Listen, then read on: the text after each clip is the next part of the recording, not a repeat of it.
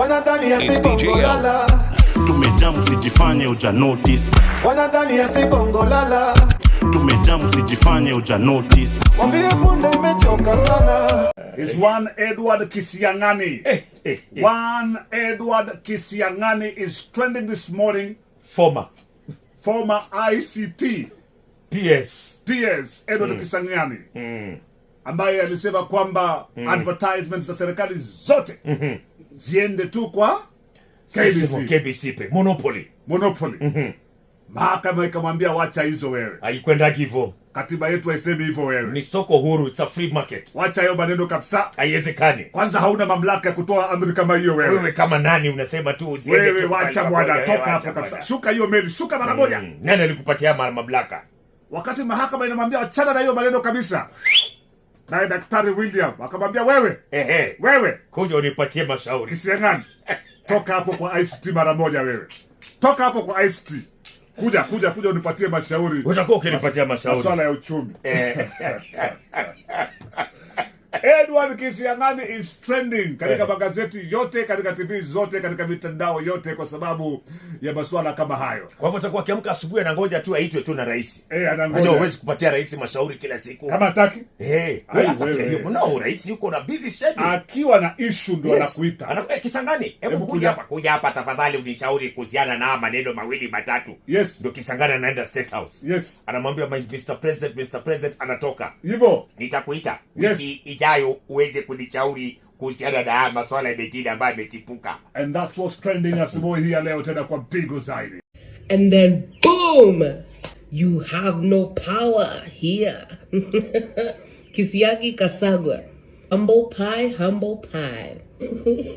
Even his Ministry of ICT, correction, Ministry of Idiocity, as per the past couple of weeks, actually it's been a month now, Standard have been killing it with very bold titles. Now you think you can strip away advertising because of this? Oh man, pathetic. Previously, the postcard they had put up was about this guy. Okay, honestly, I haven't learned his name. They did an inception thing for today's postcard. This is the drama I live for. Tyranny. Cherry on top is the advertiser who came front page for this postcard. Shout out to you.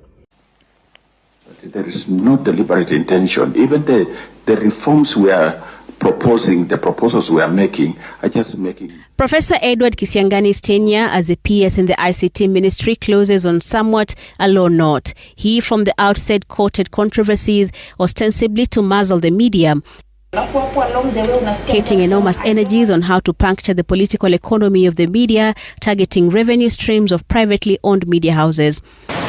The High Court, however, nullified one of his most controversial directives while at the helm of that ministry.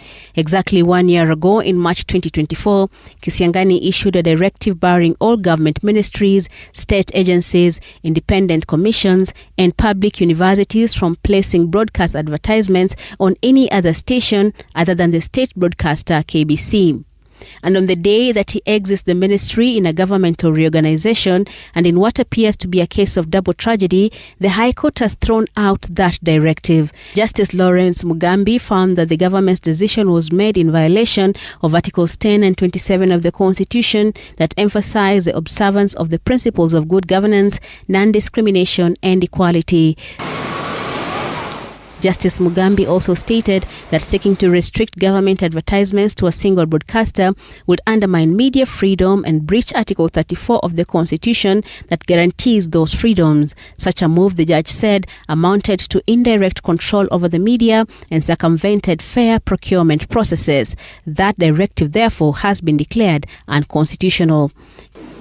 There are certain things that we must protect, not protecting them. Kisiangani had premised that order on the need to revive and change the fortunes of the struggling broadcaster, but other players in and outside the industry faulted his decision. The Law Society of Kenya, the Kenya Editors Guild, and the Kenya Union of Journalists moved to court seeking to quash the PSS decision. The court concluded that excluding private media from government advertisements cannot stand constitutional scrutiny as it is detrimental to media freedom. The decision, Justice Mugambi said, was geared towards censoring independent media by depriving them of revenue accrued from the advertisements. The judge further noted that the former PS acted beyond his authority by assuming powers he did not have. He said that such a decision could only be lawfully made by the Cabinet Secretary for Treasury. Therefore, that directive was null and void. Prior to his ruling, Kisiangani had been in the news in the recent times over his questionable directives. Only last week, he directed the Ministry of Agriculture to exclude the Standard Media Group from a government-funded campaign. Kisiangani has since been moved from the ICT Ministry and as a PS and moved to serve as a senior advisor on the President's Council of Economic Advisers.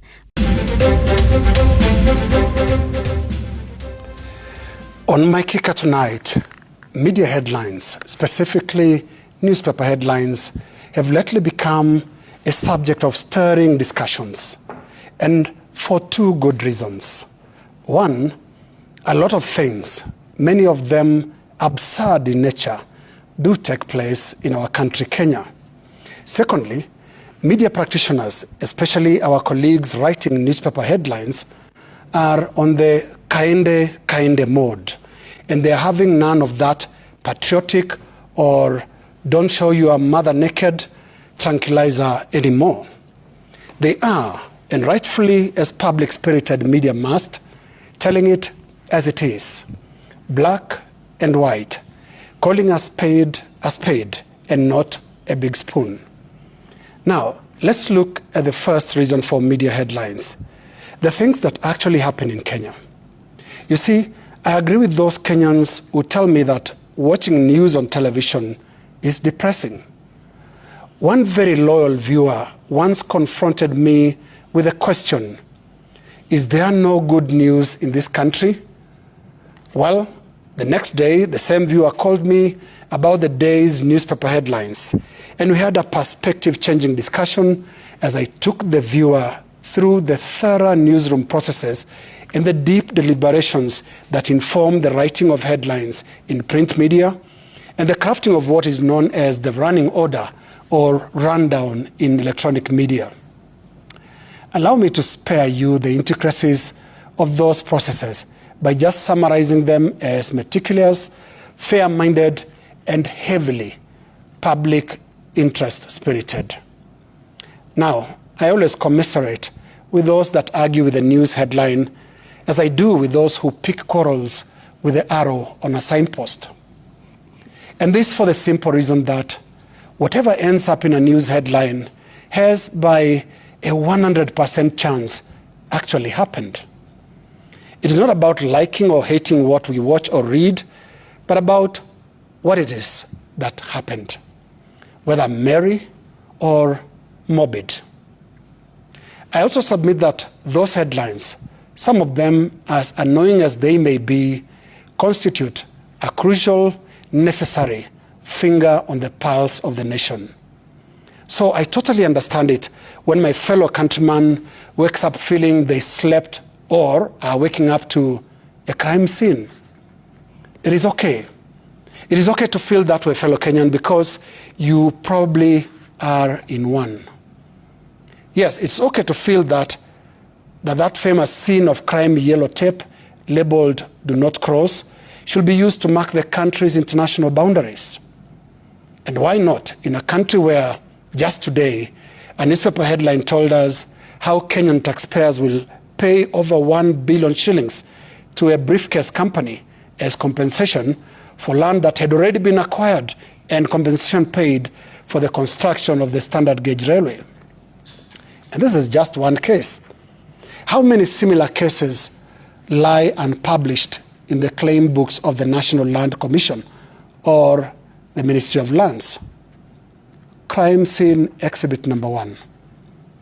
Another headline told us about the pain, suffering, and fury of millions of public servants, including policemen and teachers, who alongside their dependents cannot access health services because their government insurance is declared not valid by service providers.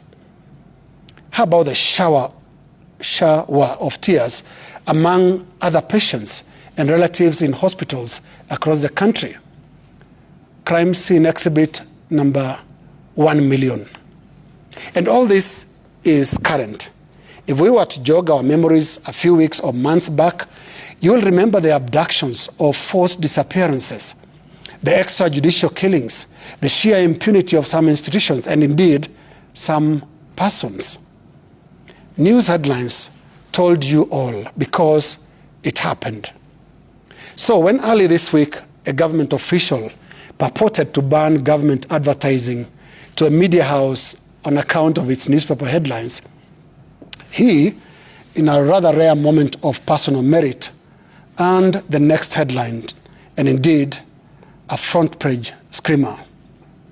A man who in many ways acquired a name, and I would add a face, through television cameras, including here in this very studio, has seemingly chosen to dedicate his time in government to settle personal scores with media platforms that wisely and rather belatedly dropped him as a commentator or political analyst a few years ago.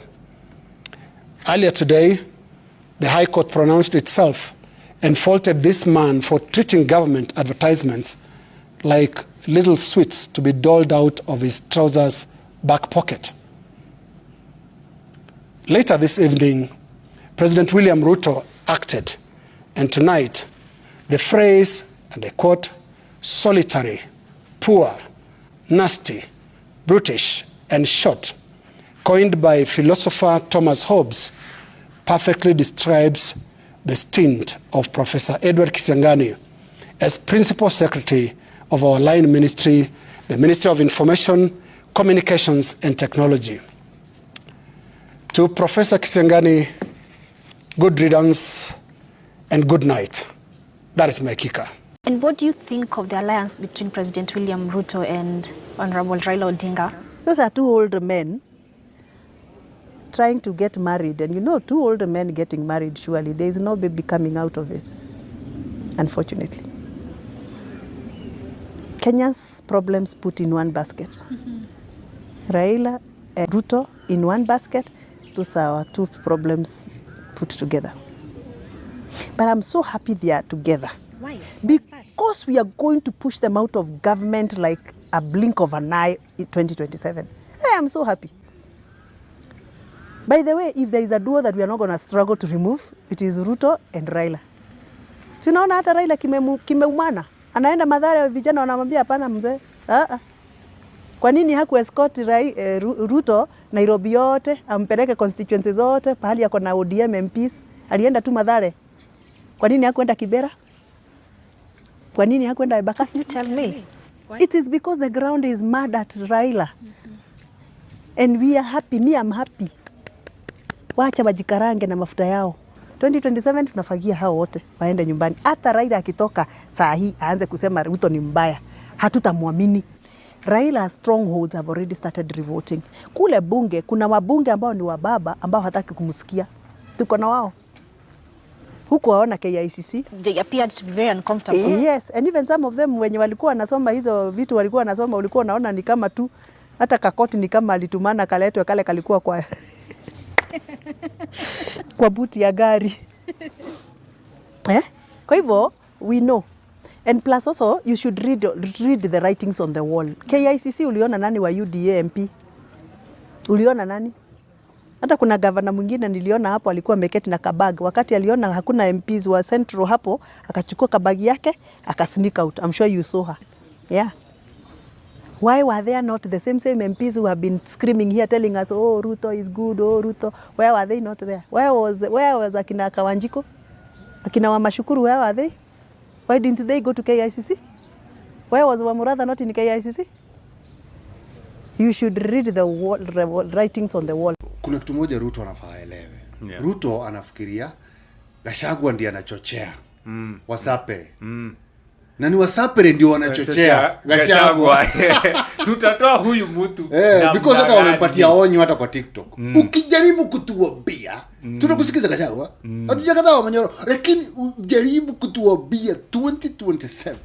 Tuende kwa tunakuambia ndio itakuwa mara yako ya mwisho. Ufanye mkutano hapa. Utaimpichiwa mpaka nyumbani. So si Gachagua anachocha Wakikuyu. Yes. Ni wasapere wanachocha Gachagua. We've been here before. Since 2007, 2017, there was handshake. 2018, the victims never got compensation. There was no accountability for the killings. So even this one, I can assure you, in less than 2 weeks, they are going to join government. So if ODM means what they are saying, they must be truthful to the people of Kenya and their long-suffering members and those who've bore the brunt of the atrocities committed by the state. So Safina Party, do you want to go this alone? Because we know the realities of the Kenyan political system. You will need allies. Let me explain to you, Trevor. The mistake that people make is this. Yeah. I'll rather not win a position than form a coalition, make a deal with the devil, just so that I can get a position. I am very comfortable sitting in this studio and educating the people of Kenya on the issue that they need to focus on. It is not a do and die for me to become a deputy president of the Republic of Kenya. What is a do and die for me is to make sure that baby Pendo, that 6-month baby who was beaten to death on her head, Rosa here was the Kisumu women rep at the time, beaten to death by a policeman on her baby coat in the arms of her mother, gets justice. That to me is do or die. But I am not going to say for political convenience, you sacrifice principles, you sacrifice beliefs, you sacrifice the interest of the people just so that you get a position in power. No, that we must say not to it. Okay. And let me just conclude by saying this. It is well within their right. By the way, it is well within any political coalition to do what they are doing. The problem is to lie to the people of Kenya. And the worst problem is for the Kenyan people to be lied to and believe them. Okay. If they believe that what is needed in this country are positions for leaders, then so be it. I have no problem with it. Okay. But I'm simply standing on the side of what I call alternative facts, that wants a society that believes in a country that works for its people and not for its leaders. Okay. Hii serikali hii, mimi nawaambia hii serikali ni ya mahasla. Hakuna nusu mkate, hakuna handshake. Raro handshake inaleta mishe. Watu wanauliza kani mistake. Is it broad-based? Is it bread-based? Kenyans wanauliza on sign MOU pale KICC, focusing on 10 things. 7 ni hizi: implement the NADCO report, promote inclusivity, defending the right to protest, end waste and improve efficiency, uphold leadership and integrity, fight corruption, protect rule of law. Though Wakenya wakoza politicians no. ODM na UDA, a case of majority joining minority, ni kama hakuna opposition. Politicians waki-unite, who will fight for the people's rights. Hakuna nusu mkate, hakuna handshake. And don't buy into the political rhetoric of trying to divide you into tribes. Yes. Our problems are not tribal. There is no Kikuyu problem, there is no Kalenjin problem, there is no Luo problem, there is no Somali problem. There is no Kamba problem. Yes. Shift share knows no tribe. The university funding model knows no tribe. Yeah. Joblessness knows no tribe. All these problems that we point out, they do not know any tribe. A few moments later. Happy time, happy time. The revolution about to be televised. You picked the right time, but the wrong guy.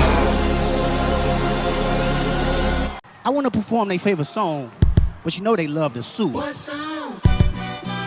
Yeah, that song. That song? Maybe I think about it. Oh no. Know what? I slow it down.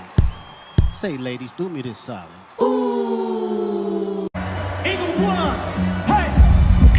They not.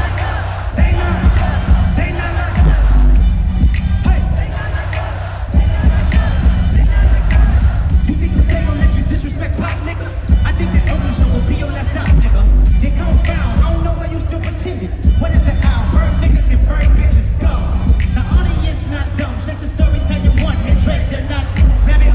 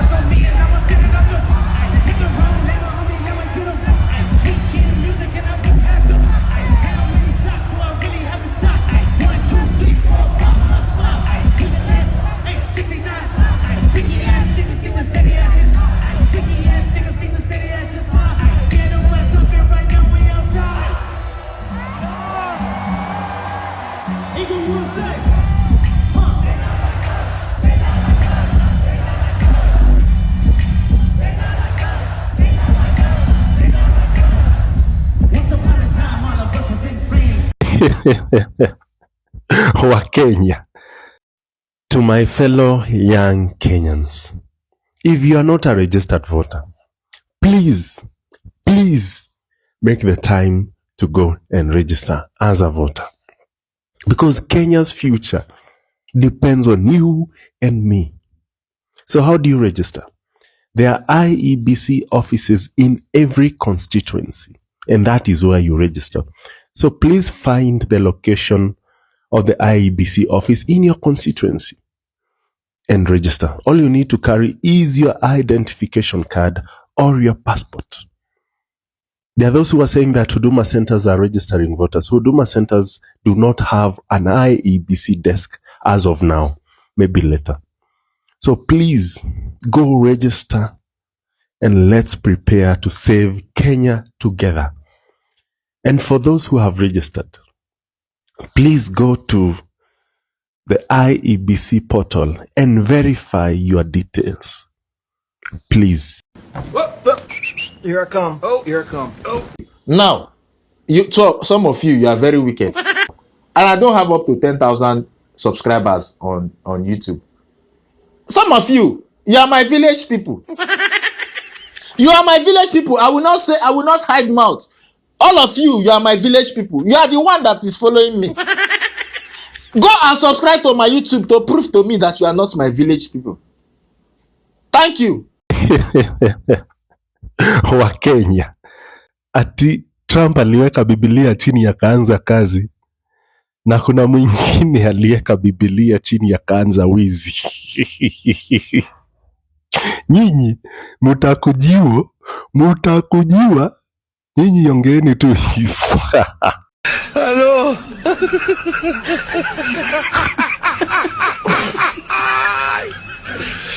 Wala kusambaza hiyo message. Thank you. Fagia? What?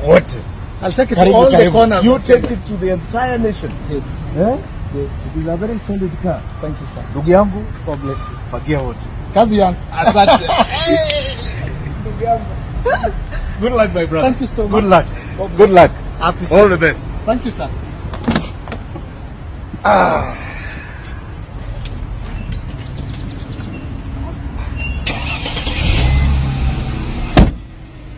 It's time for a fresh start. Tunafagia wote. Your Excellency. Aya, alafu matopare. Okay, matopare.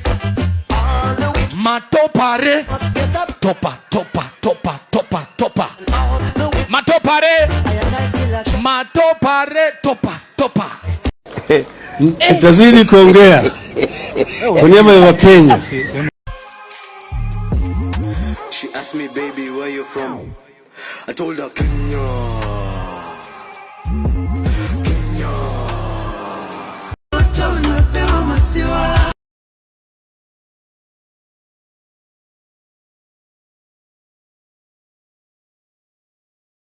I beg of us, I really want to beg of us today, as the chair of UDA, let's stay focused to what it is we promise those hustlers. Because if we don't deliver, those hustlers will send us out of power, and they'll send us with vengeance. So let us talk about roads, electricity, education, health, pipes. Let's tone down on the politics. It is not healthy. It is not healthy. It is the wrong time. Wananchi inaweza sikia kuchukua William Ruto. Wanaweza mchukua kwa sababu sisi wananchi, we don't need him. Ametuchosha. Ama nyinyi mjachoka? Mjachoka na Ruto? Ule mtu anataka kuchukua William Ruto, you can take him for free, take Wetangula for free, take Mudavadi for free. Tunawapea hizo takataka zote waende waongoze if they are good to you. Majenzi mko? Kazi mnafanya kwa mtandao ni mzuri sana.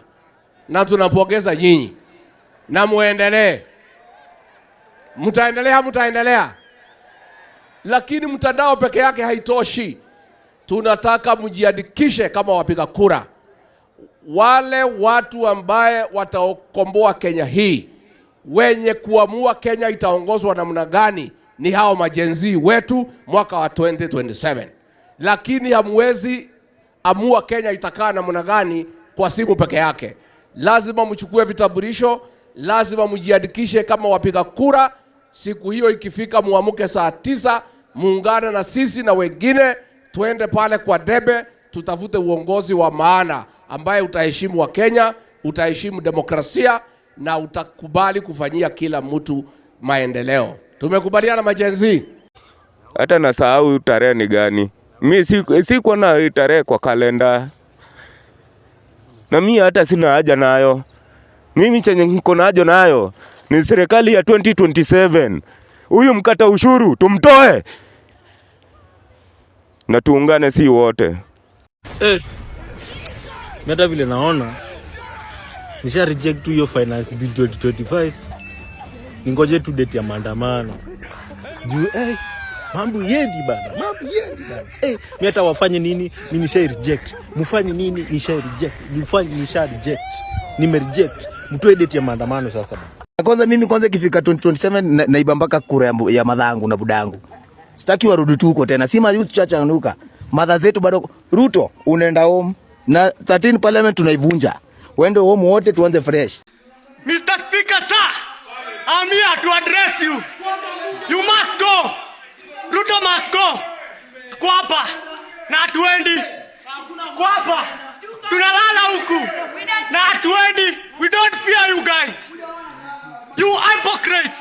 We don't fear you. Mr. Speaker, we don't fear you. Tuko ndani. We stomped inside. Sisi ni nani? I'm inside. Niko ndani. Na tunamalizana na nyinyi. Tunamalizana na nyinyi. Mmetutesa sana. Today is today. You must hear our cry. Sisi ni sisi. Utatusikiza. Hii ni bunge yetu. Sisi tumewafanya mko hapa. This is our parliament. You must hear us. Kama hamna masikio, tutawafanya msikie. Poa mazee. Sasa nini? President tunataka kuambia uko na miaka 2 katika ofisi. Na hawa wananchi hawa they will punish you na hata ukiwa na pesa utakwenda kutoa nje. Wacheni tu mimi niseme na mapema. Ndio kama kuna list na andiko mniweke kwa list. I can't wait to reject finance bill 2025. I can't wait because I know it will be something absurd. It will be something mental. I can't wait. Mniweke kwa list jameni. List ya reject. Idiots who don't want to participate in the affairs of their nation, they think things will just work in and of themselves. Then they are tribalists. And these tribalists, they think that they are only safe with people who are from their tribe. And tribe can mean people from the same culture, same language, or same culture. Then they are citizens. These are individuals who are responsible and know that when you want to be served, you must give those who have the desire and the intellectual capacity to serve you. In many societies, it is only a small percentage of people that can be called citizens, not more than 5%. And if a society wants to grow in the right direction, civic education is what will help the idiot and the tribalist to become a citizen.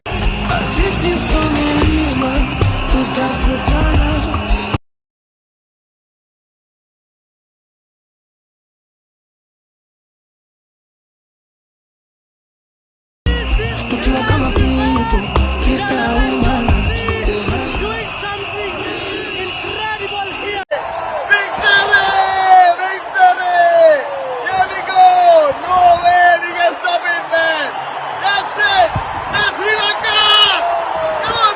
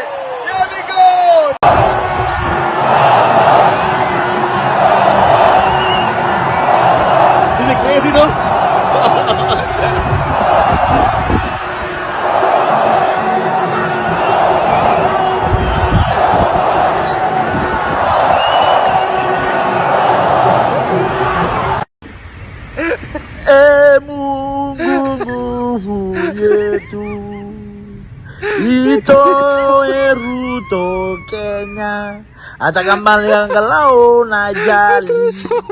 Sisi Kenya tumechoka na Ruto, maisha imetuharibikia, analipisha mpaka sodo ya wamama. Pure kabisa Ruto. We don't like you, go home. Sasa tafuta kiongozi ambaye anapenda mwananchi na anapenda kijana kama sisi. They want to be described as honorable even when they are horrible. They acquire things which they have not worked for. They promise us things that they know they will never deliver. And there is no shortage of such men and women in the African continent. Now, why do you want Ruto gone? We want Ruto gone because he is killing innocent people. He's wanting to pass the Finance Bill 2024. He's putting tax on sanitary products that girls can't even buy. He's can't go to school. He's corrupt. He's taking the money. He needs to go. Yes. Get out. If you're going to raise anything, start with your hairline. Nice. Control, Alt, Delete, Ruto. The drunk did better than you. Drunk did better than you. Nice. Now the next election, yes. Unajua hawa ndio watakuwa nasema fagia wote ama mtasema namna gani? This generation, yes, they use their might because they didn't vote, the largest vote in the last election. Hi Kenyans, mi sina maneno mengi. All I want to say is Ruto must go like yesterday. Bye.